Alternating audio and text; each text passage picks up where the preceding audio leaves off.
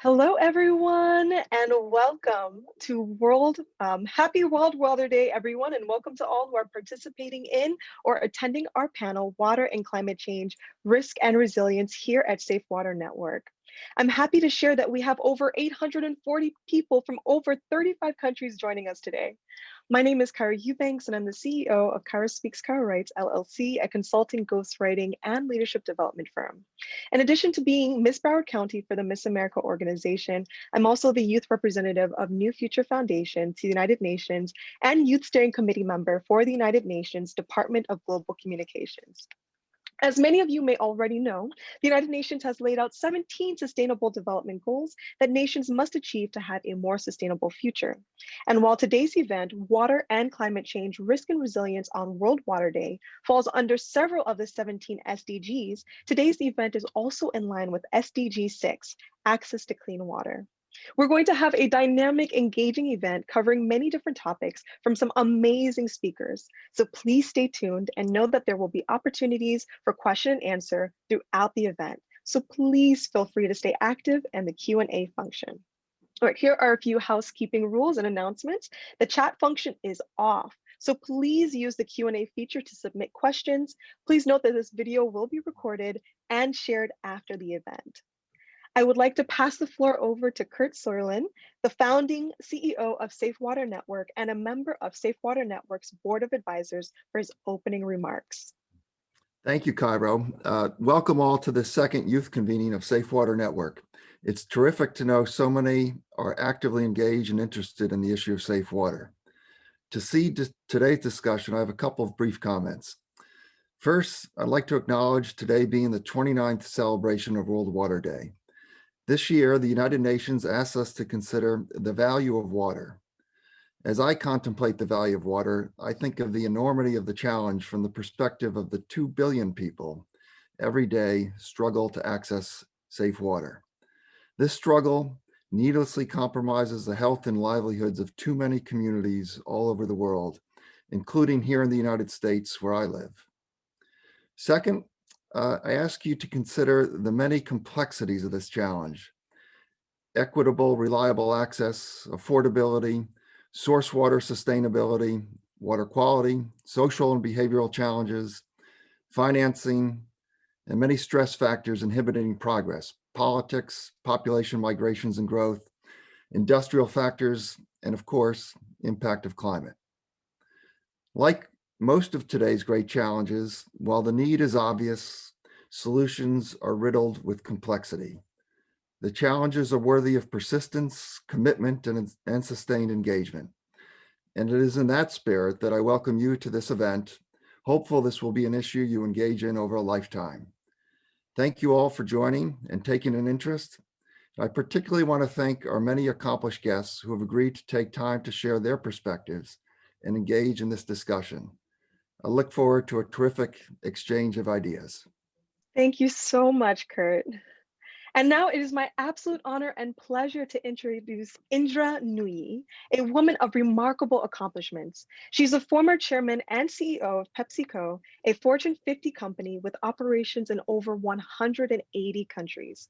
Currently, Mrs. Nooyi sits as a board member of Amazon and is also a Dean's Advisory Council member at MIT School of Engineering. She was just recently inducted into the National Women's Hall of Fame, along with Michelle Obama and Mia Hamm, and also has a memoir out in September, which we're all looking forward to reading. Congratulations again, Mrs. Nooyi, for this incredible honor. And then following Mrs. Nooyi's remarks, we will have Isha Mittal come on for a brief Q&A with Mrs. Nooyi. Isha is a dynamic member of Safe Water Network's Youth Steering Group and a scholarship student at Virginia Commonwealth University, majoring in biology on the pre-medicine track. Isha actively contributes time as a youth ambassador in various philanthropic and community organizations. Welcome, Mrs. Nooyi. Thank you, Cairo, and thank you, Kurt, and thank you to Safe Water Network and to all of you on the Youth Steering Group for this invitation to be with you today at this virtual youth series. I must tell you that water is very personal to me because I grew up in a town that was extremely water distressed. So I feel the need for water deep down inside.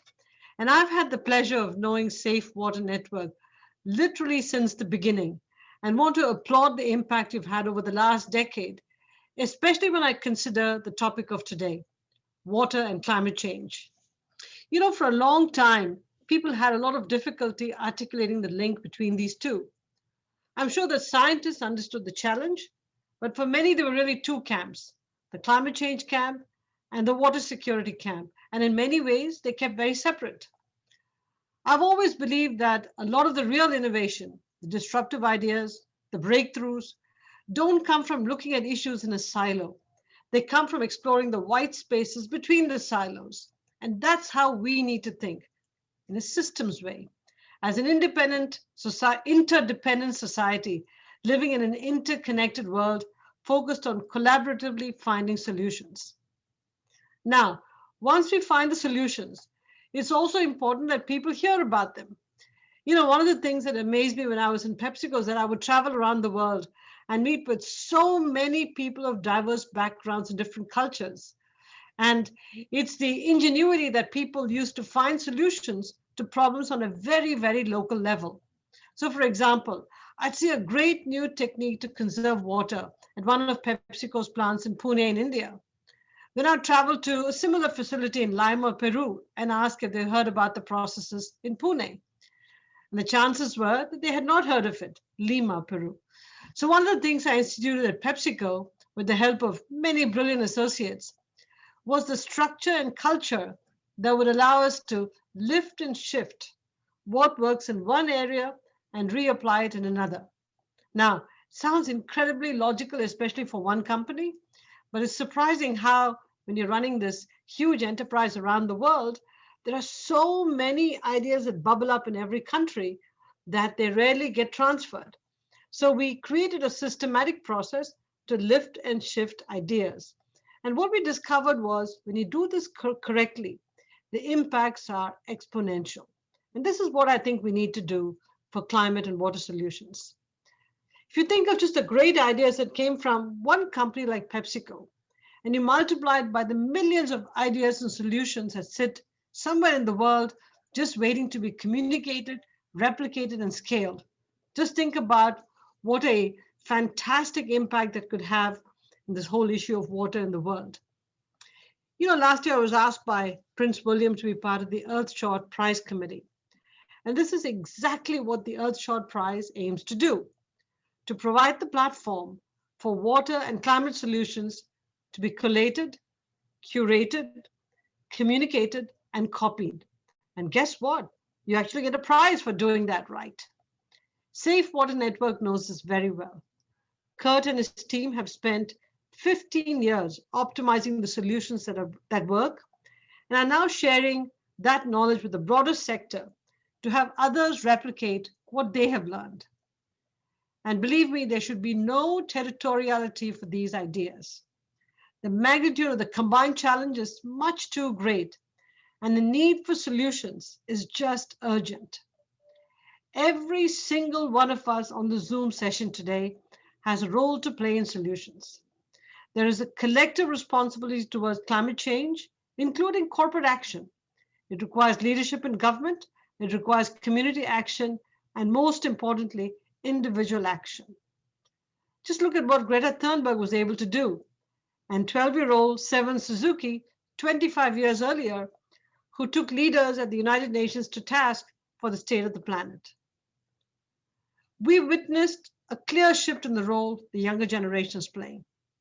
Rest assured, you not just have a voice, but that voice is being heard by the right people, in the right place, and in a way that's now leading to action. With your innovative thinking, your can-do attitude, with your appetite for risk that many people in the older generations just don't have, your generation has begun to act on and shape the response to climate water security. I encourage you to take charge and own the future of the planet and the well-being of your brothers and sisters around the world. I'd like to close with a quote from a cultural anthropologist, Margaret Mead, who said, "Never doubt that a small group of thoughtful, committed citizens can change the world. Indeed, it is the only thing that ever has." It's the only thing that ever has. Every one of you can be part of those thoughtful, committed citizens. And every one of you can be part of the solutions that are so desperately needed. And I know in my heart that you will, collectively, find the solutions to make the world a better place. Thank you. Good morning. How are you? Very good. How are you, Isha? I'm doing good. I wanted to start off by first congratulating you on being inducted into the National Women's Hall of Fame this year. It is an honor it's an honor truly well deserved, as you have been such an inspiration for young women around the world, including myself. So my first question to you is, if you could give one piece of advice to all young women out there, what would that piece of advice be? What is the message that you want to give to them? I'm going to give two pieces of advice, Isha. The first is that the world is yours. I mean, you're the younger generation. We're all stewards of the world for you. So don't wait till you become our age to take over. Stand up, speak up, be counted. All the things we do wrong as our generation, try to make it right. Because, I always view myself as a caretaker of the world for my two children. And so please do not let your voices be silenced. Do not be apathetic. Get involved, lean in. So that's my first piece of advice. The second is, please be a lifelong student. There's so much to read. There's so much to learn. There's so much to absorb. There's so much to do in terms of systems thinking. You have to read. You have to read everything. Go out of your bubble and read, absorb, draw pictures, draw shapes. It's very exciting out there. So look at the world as, full of optimism, rather than, oh my God, these problems are all so huge. They're not. If you really focus on addressing them, you'll actually feel great that you're making a difference in the world. Wow, those are such powerful pieces of advice. I'll definitely keep that in mind. So during your tenure as PepsiCo's CEO, you transformed the company with a vision of performance with a purpose. You're an innovative leader that truly planned for the future by investing in sustainability, introducing healthier products, and creating an inclusive work environment. So based on those experiences, what would you say about how older and younger generations can come together to bring about the most innovative solutions for society? So I'm going to expand this question again, Isha, because I think it's a wonderful question. It's the older and younger generations, but it's also governments, companies, communities, all coming together. I think ecosystems have to come together. The older and younger generation, it's interesting.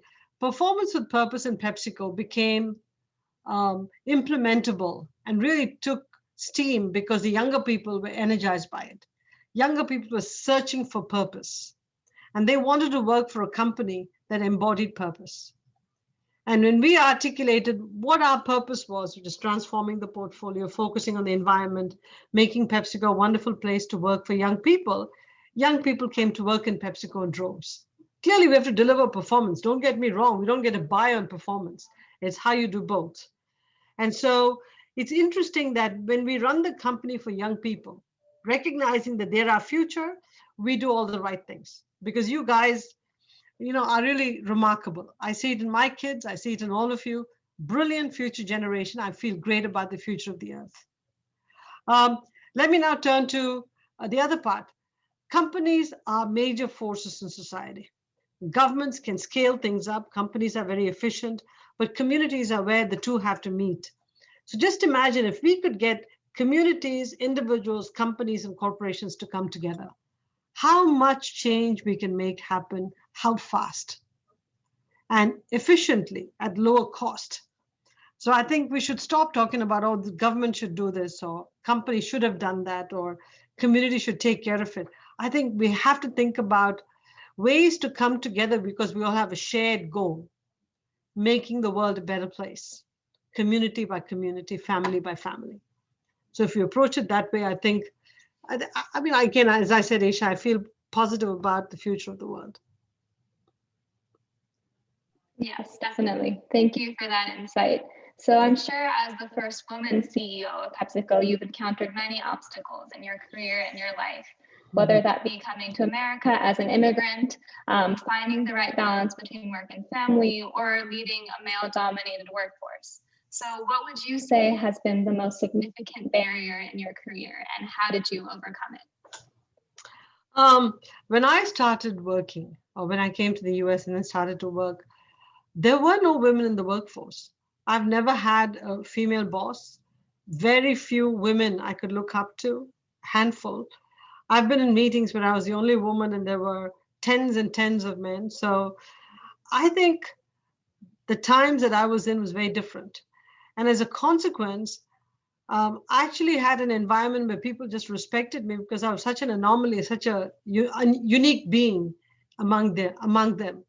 And so I didn't face the kind of issues that people today face, thank God.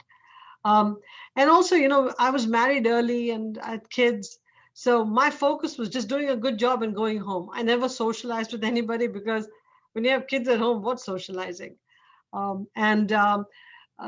don't drink, so that was another reason why not to socialize, because how much water can you drink a whole evening? So I had these nerdy behaviors that actually stood me in good stead. So I just went home and worked and read and studied and did my job better and better and better. So my time was different. Today is a whole different ballgame. Today, first of all, everybody has a lot of distractions. We didn't. There was no internet when we were early in our workforce. So we had no distractions. And I just worked awfully hard. Did I face bias? Did I face barriers? Yeah, I faced all of the normal issues of rolling the eyes, talking over me. But I shrugged my shoulders because I had the basic confidence that you couldn't do a better job than I was. So I know that you need me to do a good job. So it's okay. You can roll as many eyes as you want. You can talk over me as much as you want. But at the end of the day, the only way this project is going to get done is if I get involved. So I had that confidence in me, which came from an enormous investment in competence. And that's very important. You've got to focus on building your competence, having a hip pocket skill. And if you don't have a go-to hip pocket skill, you won't be taken seriously. Thank you for that. I think we're running out of time now, so I'm going to start to hand it over. But again, thank you so much for being here today. It was so inspiring to meet you and talk to you, and such an honor. Pleasure, Thank you. Good luck to you. And I have to say that it was truly remarkable having, listened to that exchange, and it just made me even more grateful for organizations like Safe Water Network, who are solving the issues of safe water in countries like Ghana and India by developing locally owned and managed safe water stations. These were truly insightful and inspiring words that we're going to carry forward with us. Now, speaking of the mission, oh, you're so welcome. Now, speaking about the mission, I'd like to give you all a glimpse into Safe Water Network's mission and how critical this work is as we are increasingly facing some of the challenges that we have. Actor and philanthropist Paul Newman recognized that water would become one of the 21st century's highest priorities. That's why he co-founded Safe Water Network in 2006. Paul was right. Water is life's most precious necessity, and yet it's less safe, less reliable, and harder to reach due to threats such as climate change, population growth, and pollution. Today, more than 2 billion people around the world are in need of safe water. That number will increase unless we act now. Our small water enterprise model addresses a variety of water challenges and keeps safe water flowing in hundreds of communities in Africa and India. These locally owned and operated businesses can be rolled out quickly in areas of need. Sustainability is integrated into all aspects of our model. It starts with an environmental survey of existing sources to ensure watersheds are managed properly. Stations are designed to reduce their carbon and waste footprint through a number of innovations. Solar energy powers stations on and off the electrical grid. Reusable containers lessen the need for single-use plastics. Digital financial tools ensure that less water is wasted. Non-potable water is recycled for cleaning, crops, and other uses. We also provide the ongoing training and support to maintain and improve operations for the long haul. When communities have safe, reliable water, mothers and children live happier, more prosperous lives. With your help, we can assist many more communities in need. Correct.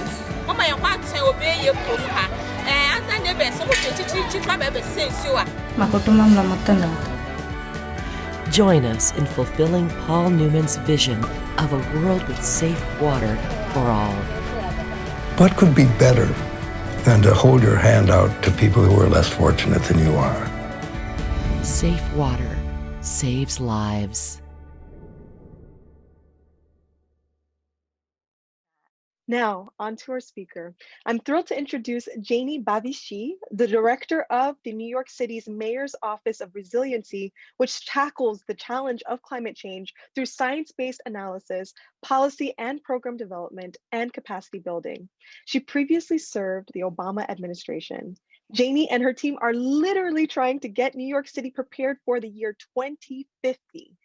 Welcome, Janie. And just a reminder to please enter your questions in the Q&A function, and we're going to answer as many as we can live. Thanks so much, Cairo. Good morning from New York. Happy World Water Day, everyone. And thank you so much to the Safe Water Network for holding this wonderful event today. As Cairo mentioned, my name is Janie Bavishi. I'm the director of the New York City Mayor's Office of Resiliency, where I am responsible for preparing New York City for the impacts of climate change. Now, as some of you may already know, Hurricane Sandy was a pivotal moment in New York City's climate resiliency efforts. Almost 90,000 buildings were flooded. There were $19 billion in damages and lost economic activity, and 44 New Yorkers lost their lives. We know that a Sandy-like storm in the 2050s could cause $90 billion in damages. That's almost 5 times Sandy's impact, and most of that increase is due to the increasing intensity of Atlantic Ocean hurricanes fueled by climate change. As we prepare for climate change, we are not just preparing for extreme events like Sandy, but also the chronic impacts of climate change. We are preparing for sea level rise, which not only intensifies hurricanes, but can also cause flooding in communities during high tide, what we call sunny day flooding. New York City also has 520 miles of coastline. That's more than Miami, Boston, Los Angeles, and San Francisco combined. And we expect that sea level rise will rise up to 2 feet by the 2050s, and those projections go up to 6 feet by the 2100s. We're also preparing for extreme heat, which often impacts the most vulnerable residents in our community, including the elderly and chronically disabled and those who live in low-income communities. And we're preparing for intense precipitation, which can flood inland communities, areas that are often less prepared. So how are we tackling these challenges that climate change presents? New York City is investing over $20 billion in resiliency projects all over the city through a multi-layered strategy. We're building a new class of complex coastal infrastructure projects that will protect our coastal communities without walling ourselves off from the waterfront. We're upgrading our buildings to ensure that we're better prepared to withstand heat and flood impacts. We're hardening our critical infrastructure like transportation, energy, water, and sewer, and telecommunications to minimize disruptions to services. And we're preparing our residents and businesses to make more informed decisions in the face of climate change. Now, these projects are extremely important, but they are just a start. We must remember that resilience is a process and not an outcome. We must continue to monitor the science and adjust our strategy to adapt to the impacts of climate change as we better understand them. And we collaborate with cities around the globe to share strategies and lessons so that we're not reinventing the wheel, but rather incorporating those lessons in our strategy. We must also, however, simultaneously integrate a consideration of climate risks across all of the city's actions and investments so that we're not advancing resilience projects in a silo, but rather mainstreaming resilience into everything we do. We had a great victory just last week here in New York City on that front. The City Council passed legislation that will require consideration of climate impacts in the design and construction of all city facilities and infrastructure, a portfolio of $90 billion. This is a massive step in our work to build a more resilient city. And this is what I want to leave you with. If you're thinking about how you can help, please engage your leaders about how they are considering climate risks, not just in projects and decisions that are obviously related to climate change, but in any decision. Every land use and planning decision, every new housing development, and every infrastructure investment must take climate risks into account. Ask your leaders about how they're doing this. Push them. Your voice matters. And this is ultimately how we will prepare our communities for climate change and build a culture of resilience going forward. I look forward to your questions. So the question that I have for you, Janie, is what are some key takeaways that we can use from the 2050 plan that can be used in other metropolitan cities outside of New York City? Yeah, Kyra, that's a great question. And I will say two things. One is just what I said in my remarks. We're really trying to incorporate consideration of climate risks across all city actions and investments. And I think we need to build a culture of resilience, not just in New York City, but in every metropolitan area across the globe. This is what it's going to take to really rise to the challenge that climate change presents. So I think that's really important. The other thing I will say is start with the science. We're really lucky here in New York City to work with an independent panel of climate scientists that are actually appointed by the mayor that are required to provide us our local climate projections every 3 years. And these climate projections provide the basis of our entire climate resiliency portfolio.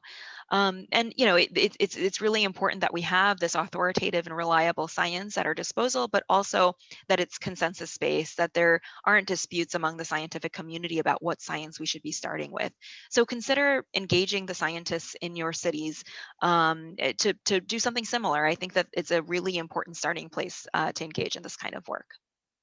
And I love what you just said about having the 3-year progress reports, because I'm sure many of us were wanting to know what are some of the measures put in place in order to keep progressing towards achieving the goal. So thank you for saying that. And the next question that I have here from the chat is, how is this relevant to other cities in the world in terms of either the plan itself or just the conversation about climate change and how it's impacting us? Well, every city is going to be facing some kind of impacts from climate change. It'll be different based on where you are and what specifically how those specifically climate change will play out in your community. But every city is going to be impacted in some way. I think New York City is in a really unique position here because we've got access to resources to really, lead the way.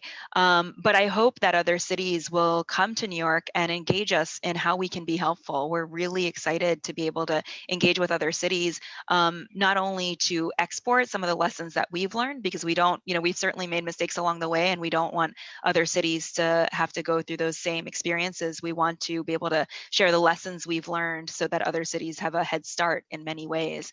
But we also want to learn from the lessons that other cities are experiencing. A great example of this is we've had a great partnership with Copenhagen around intense precipitation. Since a lot of our work started started after Hurricane Sandy was really kicked off by this huge coastal storm, we haven't been as focused on intense precipitation until more recently, but it's certainly a risk that New York City faces. Whereas Copenhagen experienced a very large intense precipitation event in 2011, and so they had lessons from that they could share with us. So we've been in the middle of an exchange where we're sharing our lessons around coastal resiliency with Copenhagen, while they share their lessons around extreme rain events. And we'd love to continue those kinds of partnerships with other cities. That is so beautiful to hear. Another question that we have here in the chat is, what can young people do to take action? And how can someone who's inspired follow in your footsteps, Janie? Well, thank you for that question. I'm so glad that young people are asking about how they can take action. I think that it's been so inspiring to see the youth movements recently around climate change. I think the focus has been very much on decarbonization, and we must continue to decarbonize and curb the rate of climate change. But we also have to recognize that some of the impacts of climate change are already locked in. That's why we saw the most active Atlantic Ocean hurricane season on record last year. We saw one of the hottest years on record, only 1/100th of a degree cooler than the hottest year on record, 2016. So these climate change impacts, some of these climate change impacts we cannot avoid.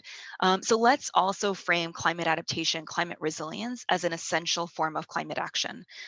We absolutely have to start preparing for these impacts so that we can continue to thrive in our communities, thrive in the face of climate change, and also use the actions and investments that we are taking to create better quality of life, to create more equitable places to live. And in terms of this field, you know, resilience is quite an emerging field. There are so many entry points. Don't feel like you have to study a particular field in order to get to a role in resilience. We need people who are experts in finance, in planning, in infrastructure, in facilitation. A lot of this work is about being able to bring people of different disciplines together to have productive conversations and explore joint solutions. So there are many different entry points. Just continue following the work, continue your passion, and I'm sure that there will be a place for you. Oh my goodness, Janie, I just want to thank you so much for this Q&A. I have to say that this conversation and also Mrs. Nuyi's remarks reminded me of the ways that we as individuals can come together to provide solutions to issues of climate change and access to safe water. And I just want to say really quickly that if you see in my background, you'll see apart but together for change. And it just made me think about that, the words that you shared. So thank you so much for contributing to today's discussion. Thank you, Kara. And I also want to say that due to the number of questions that we have, we're going to answer some of these questions offline as well. So please don't think that this is the last time that you can have a response to your question, but we do have to move on to the next segment of this amazing panel. So with that being said, I'm so excited to bring on our next speaker, who's Gayatri Chauhan. Gayatri comes with more than a decade of experience leading sustainability efforts in the corporate sector. Following that, she founded Buzz on Earth, a leading hub that commands audiences from 190 countries and has made it to the coveted list of top 10 sustainability YouTube channel globally, #1 in India in 2020. Welcome, Gayatri. Thank you, Cairo. Thanks a lot. So thanks, Safe Water Network, for inviting me over. And I would also like to mention that it is pertinent that I'm really thrilled to be sharing this panel with such accomplished and experienced professionals like Ms. Indra Noe and Mr. Param Iyer. A big hello and thank you to all the people who are there in the audiences. And this is really thrilling to see the kind of time everyone is making to address this vital topic. Thank you, Safe Water Network, once again for hosting this conference. I'm going to keep this really short and would like to convey my message into 3 points. And the first one is that of restoring ecological balance and water cycle. So this image that you see in front of you, it conveys a lot. However, the point that I want to make is this, that forest ecosystems are really, really fundamental to maintaining the water cycle. And we know that today is World Water Day. What was the day yesterday? Yesterday was International Day for Forests. And there is a reason why these 2 days are almost placed consecutively. And the reason is clear in front of you, that forests do play a very, very critical role. And the reason why I want to bring this up is also to mention that this is one area where we can actually get corporates and communities to come together and create a massive difference. So at Buzz on Earth, we had started this initiative. It is called Mission Prakriti. Prakriti in Sanskrit, it means, nature. So Mission Prakriti can be interpreted as Mission Nature. And here we are trying to, create multi-layered food forests. And that's a social forestry model because the benefits of this model are reaped by the underprivileged communities and farmers, and the ecology to the most. So the amount of carbon that we sequester through this is close to 15 to 20 kgs per square meter. And as it goes with the forest, the amount of water that they absorb through the roots, take it to the aquifers, recharge the water tables, it is all totally significant to adding to the balancing of water cycle. And also the carbon that is trapped into the soil, because the kind of species that we are using multi-layered farming techniques where we have tubers, climbers, creepers, pollination trees, fruiting trees. So all sorts of plants that you will see in a forest ecosystem, we try to replicate that. And of course, this is pertinent to mention here that planting forests of any kind or any scale will not really help you restore the water balance. For it to have immediate and good effects, you need to have the right kind of scale and the right kind of species that should be planted. And here we are talking about forest scale of more than 500 acres. And this need not be, consecutive. It can be in different pieces. But currently we are working on close to 2,000 acres of land parcel. And these are barren land parcels in cities and farms where we are actually spotting them and converting them into forests. So as I said, we are mimicking the way a forest really looks like and behaves. And this impacts the overall water ecosystem of the place, because there are dying lakes, dying water ecosystems from the river, which get rejuvenated by this afforestation activity. So this is very important. And as I mentioned, the carbon that gets trapped in the soil, that's very important. Because if you look at the rainfall, when the rainfall comes, about 15% of that goes into aquifers, about 15% say goes into the runoff, but remaining 70 to 75% of water is actually trapped in the soil. And how much water can be trapped in the soil, that really connects to the amount of carbon content in the soil. So this is what we really focus on, and we are ensuring that we actually retain we enhance the retention capacity of the soil by using this technique of creating such forests. These are man-made forests, but they actually help, with every sense in creating and recreating the original ecosystems. So that's number one. The second point that I wanted to make, that is about how we can use the behavioral change as a tool. So we don't need these slides anymore, actually, because the second point is this I wanted to show only for the forest ecosystem. The second point that I want to make is about the behavioral change, which is really, really important. And especially when we are talking about individual level and community level behavioral changes. I'm not even touching upon the macro level changes like rejuvenating rivers and lakes. I'm not touching upon that. At the community and individual levels, there are several things that an individual can do. And one of the things, for example, could be rainwater harvesting. And I want to give a small example about the power of rainwater harvesting, how it can be felt and realized. I live in the city of Bangalore in India, and our city receives close to 960 of rainfall every year. So this is how the precipitation is measured. And if you look at a regular household, say a rooftop of 100 square meter, so that makes it a pallet which can probably contain 960 into 100 square meter. That makes it close to 96,000 or 97,000. You can approximate it to 100,000 liters of water annually. So that is the kind of water which is available to you from nature just by harvesting rain itself. And that is good enough to sustain a family of 4 to 5 for 8 to 10 months. So this is the power of a simple behavioral change, that is rainwater harvesting, which is probably mandated by governments in certain regions, but not in every other area. Second is that of reusing water as much as possible. So there are technologies available, and there are manual interventions to which you could do that. At apartments and office complexes, it is pretty much a standard practice, but how we could do that at an individual and residential level, that you can always figure out. Third is how we can use fixtures and such technologies that can improve the water efficiency, whether you are using aerators or you are using health faucets which are having a low flow rate. All of that really helps you with the reduction of demand.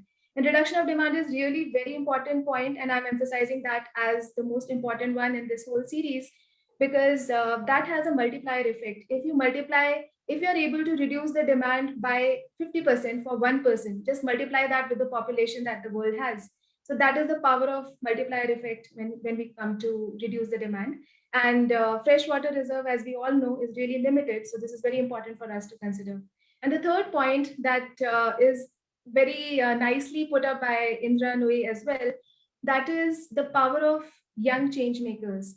And here, as my role goes with Ashoka, Ashoka is an organization that connects the young change makers from all around the world.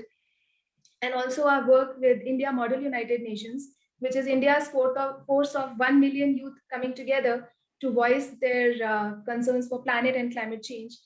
I would just say one thing, that if we bring technology, media, and youth together, then you see the magic.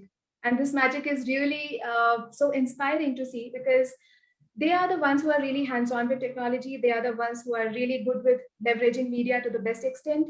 And then it is only the effect of creating the amplification of the impact that happens in one place. Otherwise, if you talk about solutions are really in ample. I would say every single region might have one or two solutions for most of the problems that we are facing on climate change. But then these people and these solution providers are working in silos.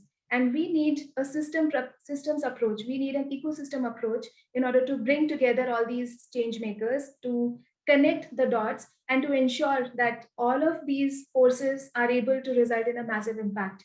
So climate change and resilience is something which really needs effective force, and it requires people from all around the world to come together. And Ashoka believes in this, that everyone has to be a change maker and everyone can be a change maker. So with that, I would like to part the young people in this group with this thought that if you are willing, if you are connected, in fact, in India MUN, one of the things that we are doing is that we are connecting these young people with the tech giants, and we are giving them access to technology. So this technology they can use in order to solve the sustainable or climate change related problems.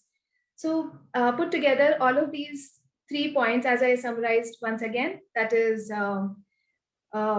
restoring ecological balance in water cycle, then getting behavioral change with uh, water demand reduction, and the third is about leveraging the power of youth. So thank you so much. I would like to summarize with one quote from Leonardo da Vinci, and thanks to Save Water Network again. Water is the driving force for all nature. So let us believe in the value of water. That is the theme of this year's Water Day. Thank you. Thank you, thank you. And we have a question specifically from Kwabina, who says, in my community, we have over 5 acres of forest. The same forest provides some part of the community with drinking water, but people within the community are polluting the forest by doing all types of unfriendly things to the forest. What can we do to protect this forest? I'm gonna ask if you can give us a succinct answer to Kwabina's question. Thank you. Sure, that's a great question. And in order to protect the water from polluting, what can be done by the people who are conserving the forest? They can actually create some sort of barricading, or they can create some sort of awareness. And because most of these things have to be worked out in terms of education and awareness, which has really worked well in the places that we have worked, because then farmers own the lands, farmers own the forests, farmers own the water bodies that are protected within the forests. So once you make them the owner, once they realize that it is their own water body, their own forest, then they will be more, careful about protecting it. Thank you so much, Gayatri. Now we will have an amazing young leader coming to us all the way from New Zealand. Ewan Wong is an accomplished poet, innovator, and community builder.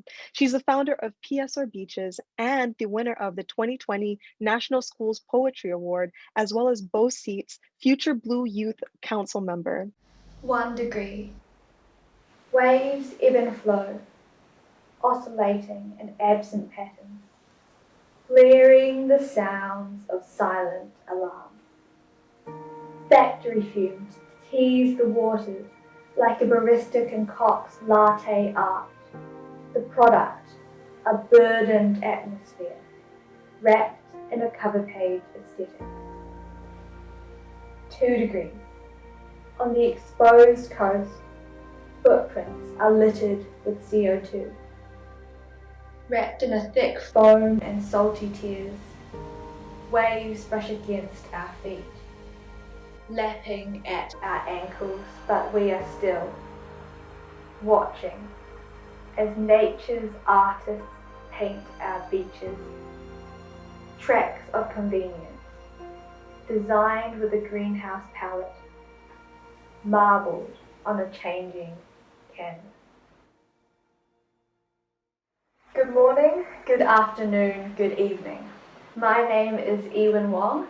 I'm an emerging poet and an environmental advocate based in Christchurch, New Zealand. I chose to open with the first 2 parts of my 6-part poem, 6 Degrees, which I believe encapsulates and encompasses my connection with Bowseat. 6 Degrees bridges the gap between art and science by incorporating scientific knowledge specifically around the impacts of each of the 6 degrees of global temperature rise within the poetic context.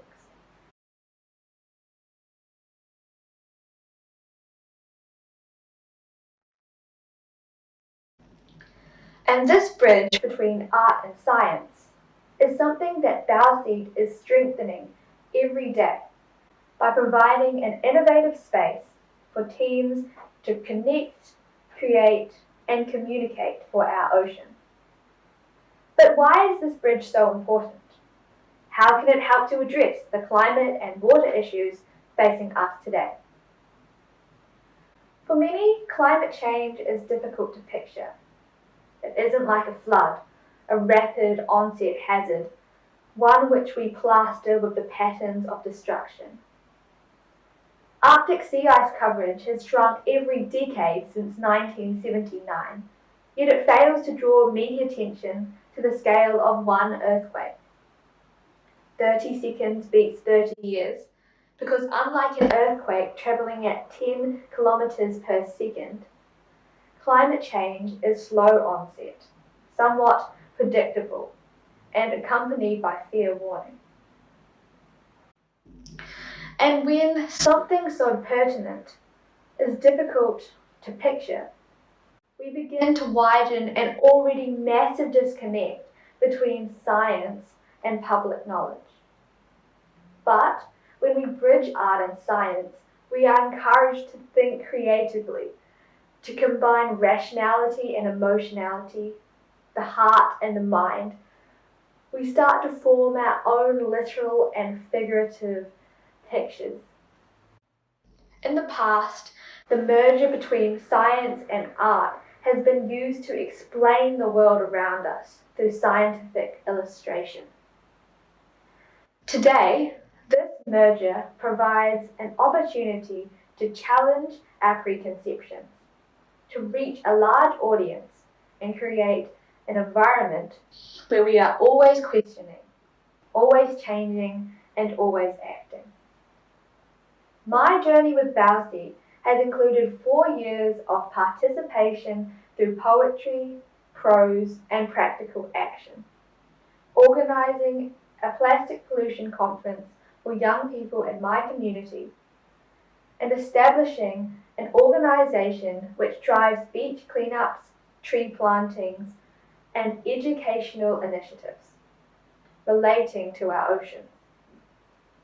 This year, I've been fortunate enough to be on Bowseed's Future Blue Youth Council, collaborating with other young people to create By Youth for Youth initiatives, which focus on protecting our oceans. And this leads me to a concluding and guiding point. Too often we lose ourselves in statistics and complex science and forget the weight of our individual actions. How can we frame these climate and water issues in a way that resonates with our communities? Over the course of this talk, I have cycled through a selection of past entries into Bowseed's Ocean Awareness Contest. There are so many more. I encourage you or young people you know to engage with Bowseed or explore the amazing art which young people around the world have created. Let us reshape our carbon footprints into shoes to walk by oceans. Then sprint, because the climate is running, it is changing, and our change must match it. Thank you. Oh my goodness, Ewan Wong, I got goosebumps. That piece that you did was quite remarkable.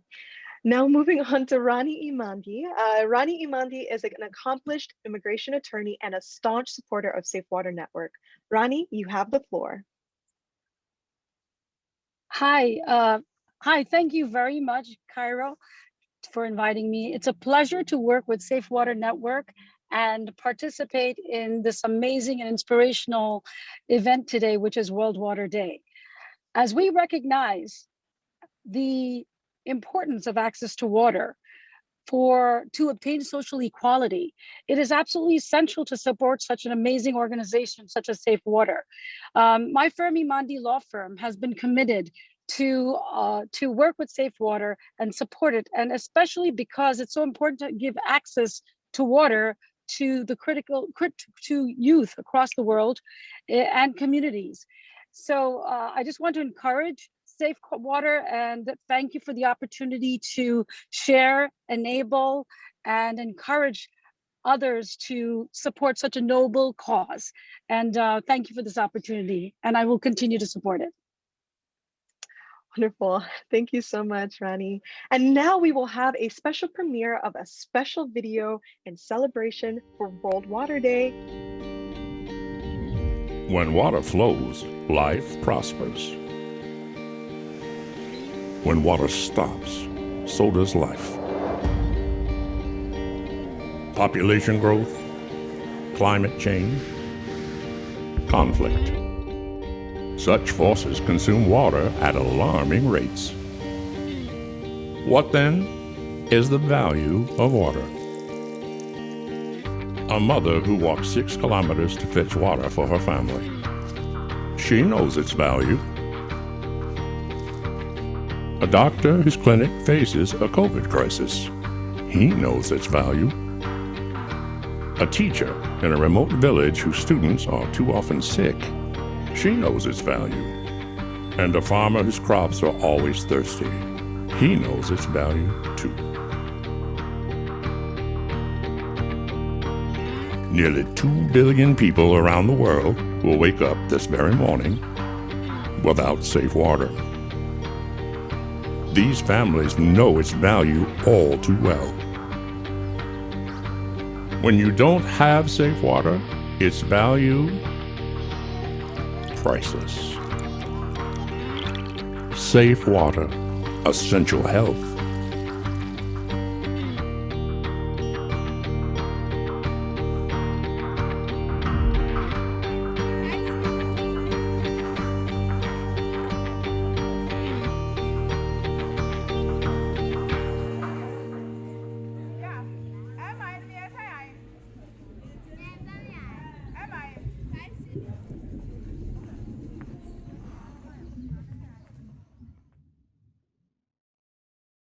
Hello, everyone.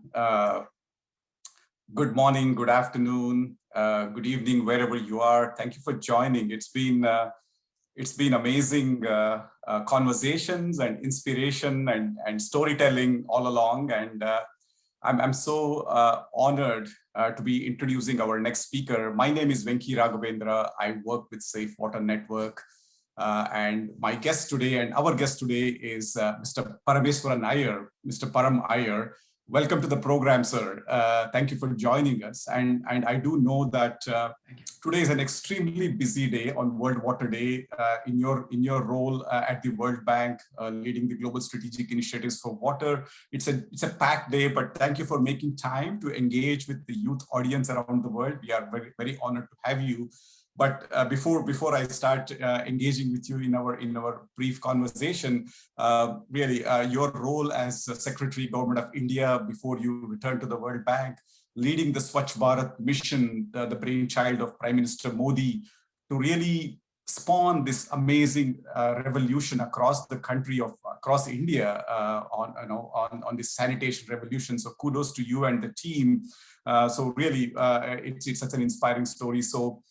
So welcome to the program, Mr. Iyer, and let me start with the Swachh Bharat mission. You know, it was a very, very big dream. It was a very, very big mission.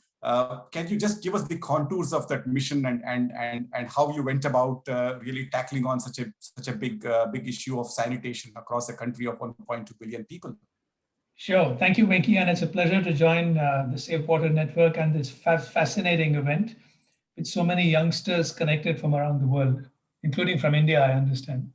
And as you mentioned, the Swachh Bharat mission, the brainchild, the vision of Prime Minister Modi, was a very big idea to start with, right?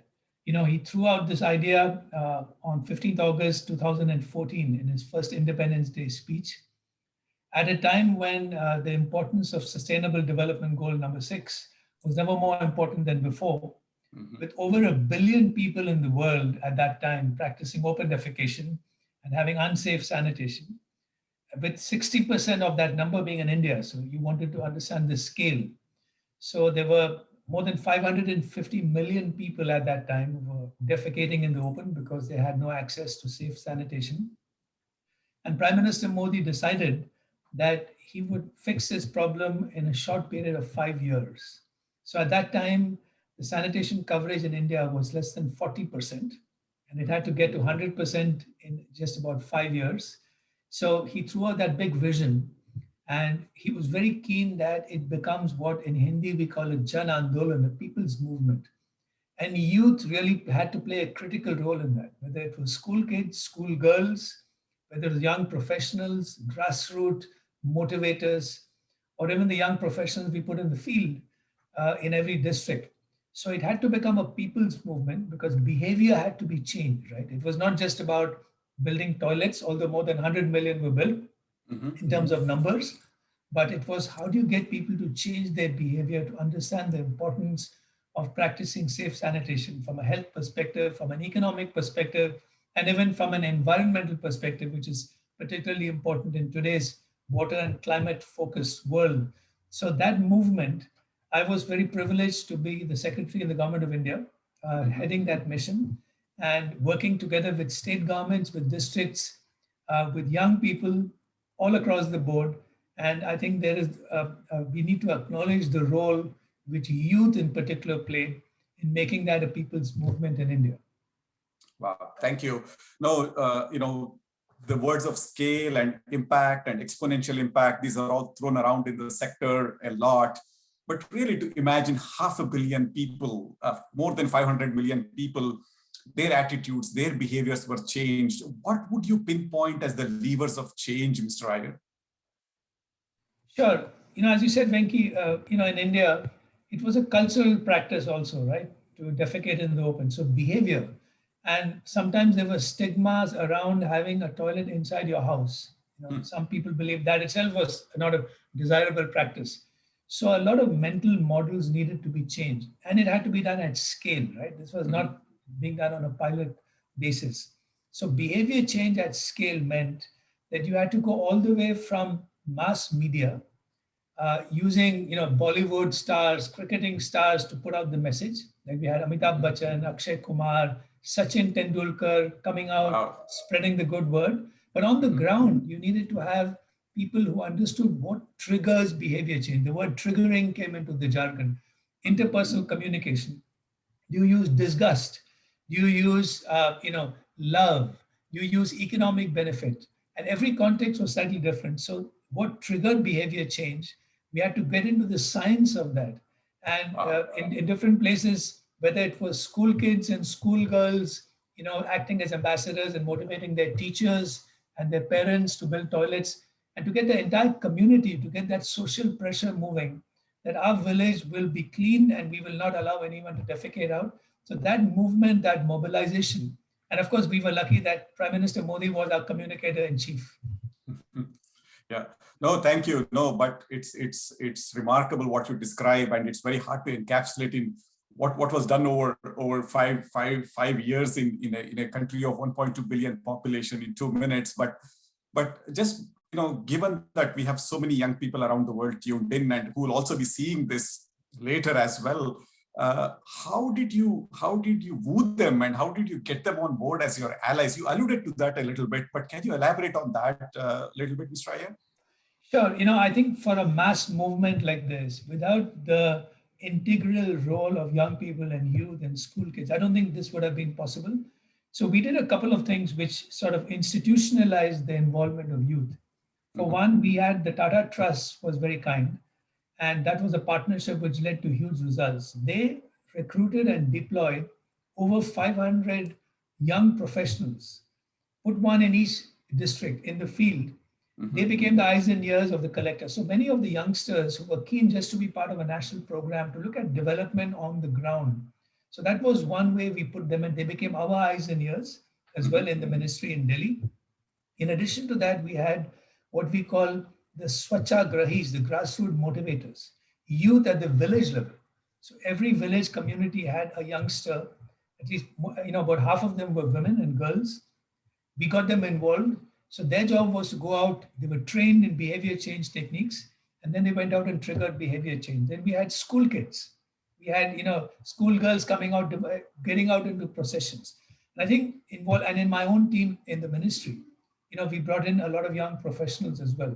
So I think it's an important role which youth played across the board. in terms of innovation, in terms of sparking of new ideas, in terms of challenging the status quo in the field in particular, it made a very, very big difference. Thank you. No, I think it sounds like you really empowered them and put them in charge of actually facilitating and enabling this change, and that's been the consistent theme all through the program today as well. Before a couple of quick things before I let you go. One is, there are, again, these young people, Safe Water Network is privileged to have literally thousands of young people in our folds who aspire to make change, who are already making change. I know there are always challenges, barriers, and other things that they need to encounter. What is your one mantra? What's your one secret advice or something that you would tell them, or inspiration that you would give them at this moment? Sure, maybe just two, and it's sort of partly reflected in the book I recently written as a pro tip. I think the first is you need to dare to dream. When you're young, you need to think very big.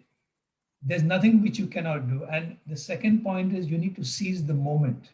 There's a Latin phrase called carpe diem. When an opportunity presents itself, don't let it go. And never be afraid to take risks, particularly when you're young. There's a little chapter called Blunder When You're Younger in my book. I made a lot of mistakes when I was, the age of the youngsters who are joining this. So don't worry about making mistakes. Get out there. Development is a fabulous sector, but whatever you're doing, think big, seize the moment, and take risks.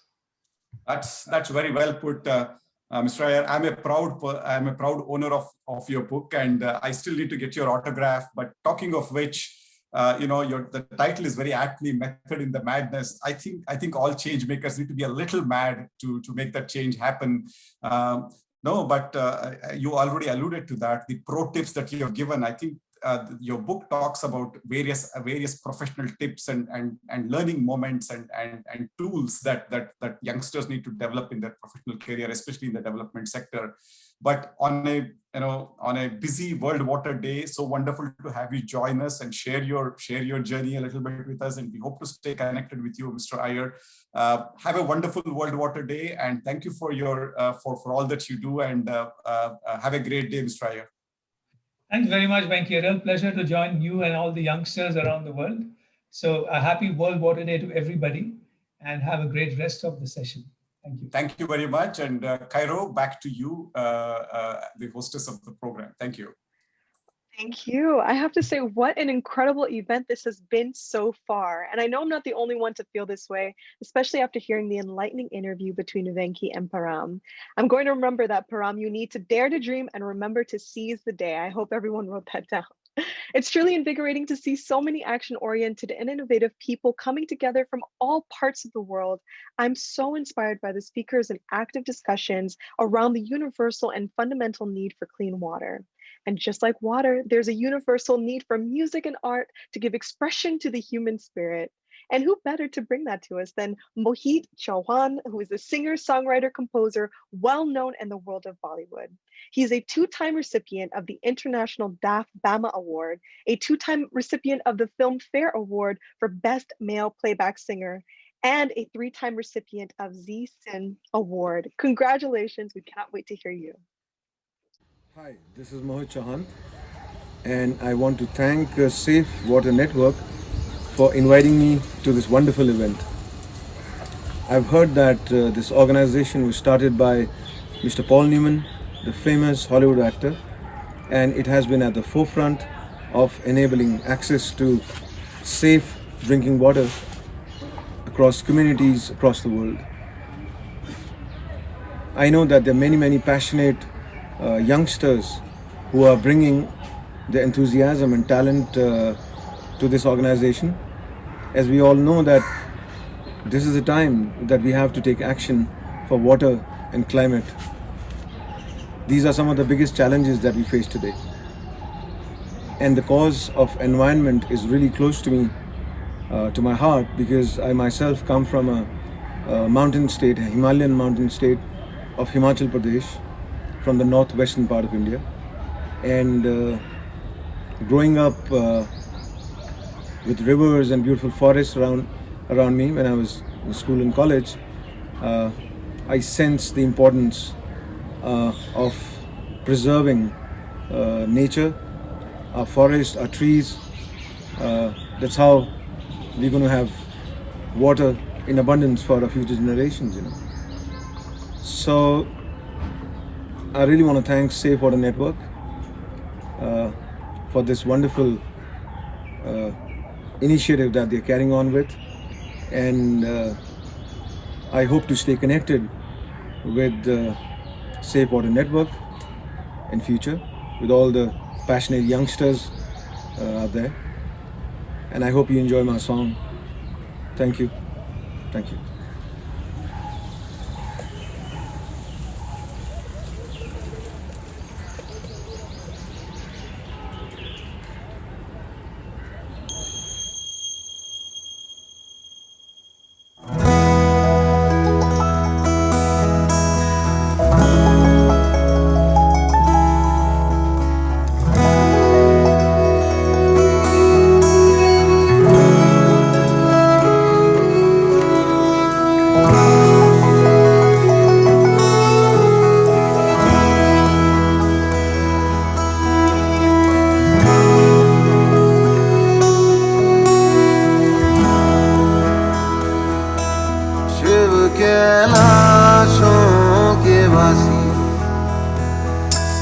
Dhauli धारों के राजा शंकर संकट हरना, शंकर संकट हरना, शिव कैलाशों के वासी धौली धारों के राजा शंकर संकट हरना, शंकर